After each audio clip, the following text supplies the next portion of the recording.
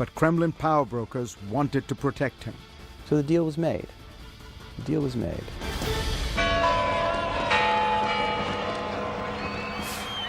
December 31st, 1999. The surprise announcement from Boris Yeltsin that he is resigning as president and turning over power to his prime minister, Vladimir Putin. In the very first moments of the 21st century, Vladimir Putin became president of Russia. His first words: Идет очень жесткая конкурентная борьба. "We live in a competitive world, and we are not among its leaders." And right away, Putin began to change his country. He joined soldiers on the front lines of the war in Chechnya. He reassured Russians that better times were ahead. I think we'll get paid and we'll have work. The country quickly fell in love with Vladimir Putin. The #1 song in Russia was called "A Man Like Putin." He's just very, he's beautiful man, you see?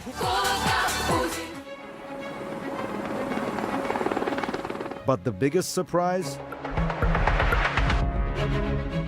America also loved Vladimir Putin. President George W. Bush thought he'd found a kindred spirit. I looked the man in the eye. I found him to be very straightforward and trustworthy. I was able to get a sense of his soul.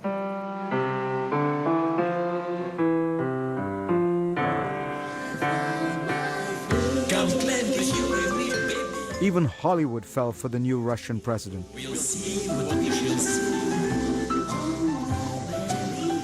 I'll bring my boat with me. He bonded with stars at a charity dinner.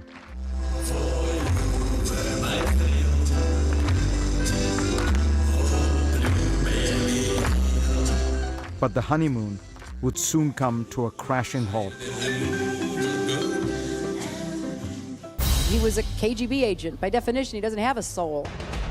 How are you? So glad to see you. Next, when Vladimir met Hillary. It's important to remember how much he despised Hillary Clinton.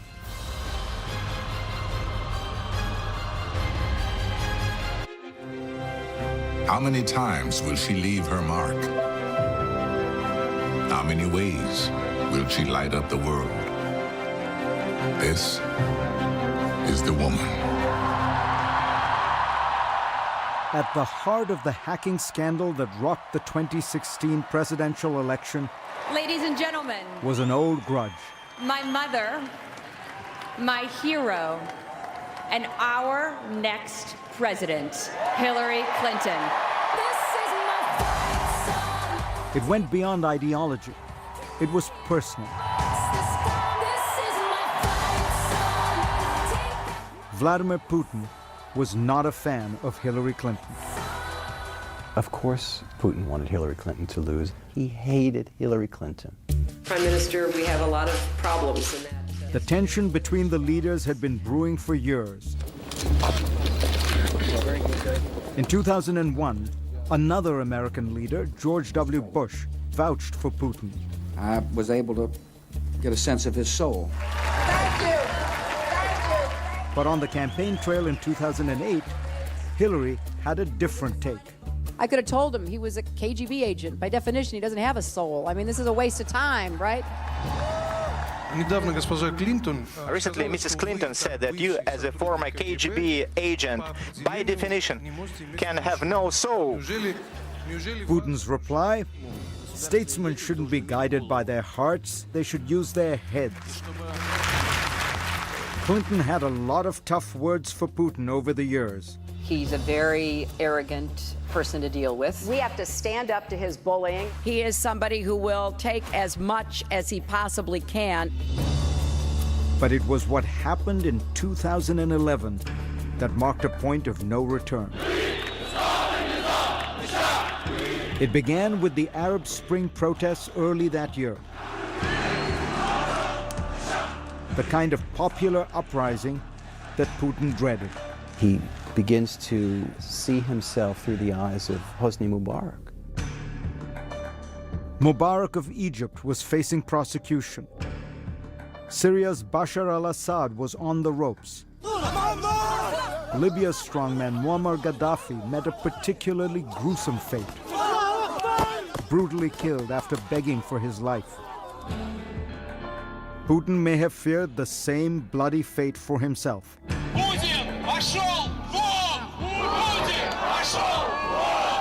Just a few weeks later, rebellion arrived in Russia.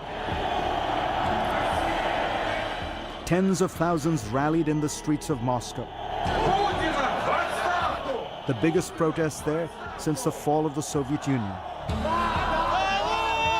People were hanging off lampposts, people were in the streets. It's really shocking.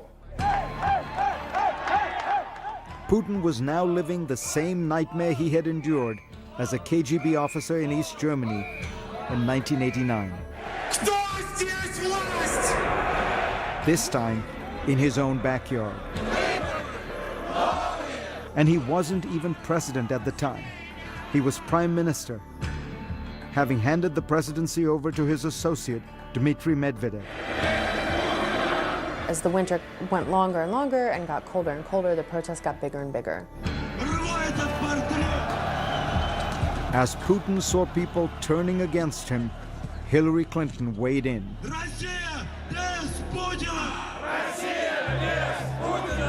The Russian people, like people everywhere, deserve the right to have their voices heard and their votes counted. When Putin hears something like that, I imagine he hears Bush talking about Saddam Hussein. He hears that as they're coming for me. There he goes. They're trying to drive me from power. And what the hell do you know about my people and whether they deserve to have their voices heard? Like, I'll tell you if they should have their voices heard. Russians had a lot of reasons to be angry. Владимира Путина на должность президента страны. That fall, it was announced that Putin would run for president again, for a third time. That meant he could potentially rule Russia until 2024. Some people said, oh my God, I'm gonna die with this guy in power. A few months later, the elections for Russia's parliament were a farce. We do have serious concerns about the conduct of the elections. Hillary Clinton called out the election rigging. I don't think she realized quite how badly that was going to go down. With his back against the wall,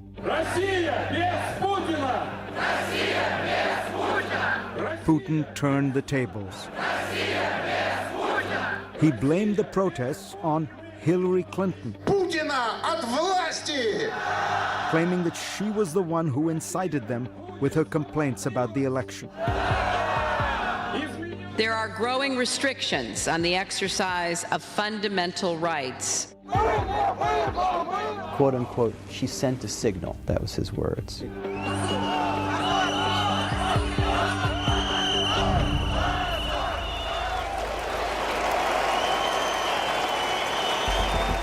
Putin's strategy propelled him to victory.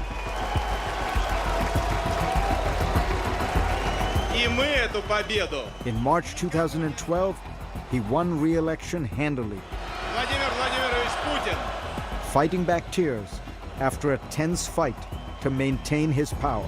Мы показали, что нам действительно никто ничего не может навязать. He may have won the day, but Vladimir Putin never forgot about the woman who had kicked him when he was down.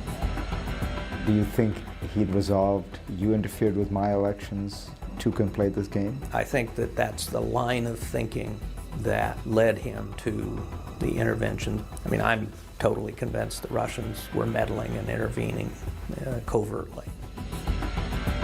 U.S. intelligence concluded that Putin personally ordered a campaign to influence the American election, in part because he holds a grudge for Clinton's comments in 2011. The other accusation... Putin has denied that Russia was hacking the Democrats. I don't know anything about that. You know how many hackers there are today? It's an extremely difficult thing to check. The Russians allegedly focused their attack on a particularly weak target: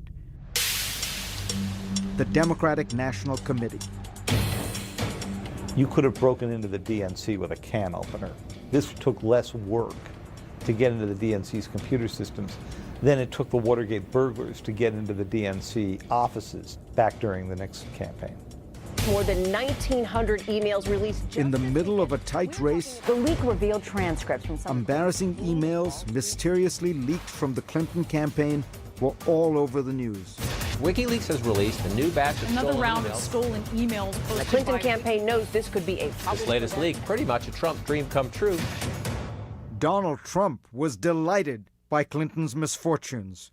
Russia, if you're listening, I hope you're able to find the 30,000 emails that are missing. Donald J. Trump will become the 45th president of the United States, defeating... In the end, America's election went Putin's way. I've just received a call from Secretary Clinton. Hillary Clinton was quite negative about our country and her attitude. It wouldn't be bad to get along with Russia, right? It wouldn't be bad. And to the contrary, the other candidate, Donald Trump, was saying that we have to find some understanding. When people like me, I like them. Even Putin. Whom would you like better? This is not the outcome we wanted. Hillary Clinton suffered one of the most shocking defeats in American history. I know how disappointed you feel because I feel it too. At least in part, some observers say, because of the alleged hacking operation. This is painful, and it will be for a long time. Putin had apparently avenged his old grudge. So help me God. Congratulations, Mr. President. And he may have achieved even more. The 45th President of the United States. If Donald Trump is in some way compromised, if the Russian government has something that it feels has on him in terms of leverage, that's a very serious thing. I don't suggest for a second that I have the answer to this question, but we can't just let this matter drop. Up next, a prominent Russian opposition figure has been shot and killed in... 4 of the shots hit him in the back. Right out in the open, just blocks from the Kremlin. The story Vladimir Putin might want the world to forget.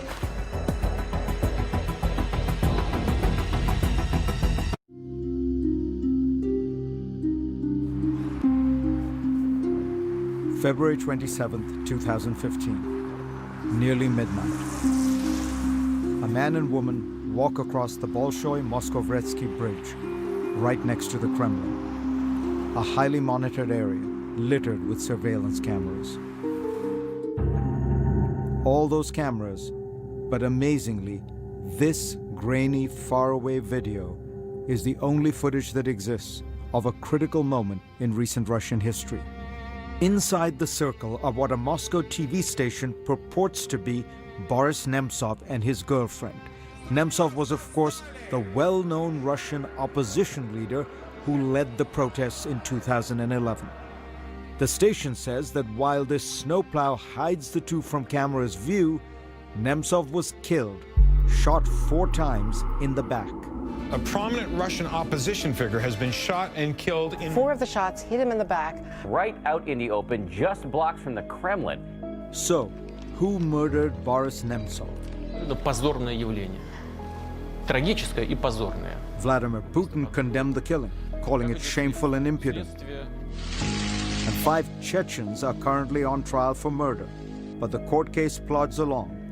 In the meantime, doubts remain. The assassination was extremely professional. Russian-born journalist Julia Yoffe says that only one group could be that professional.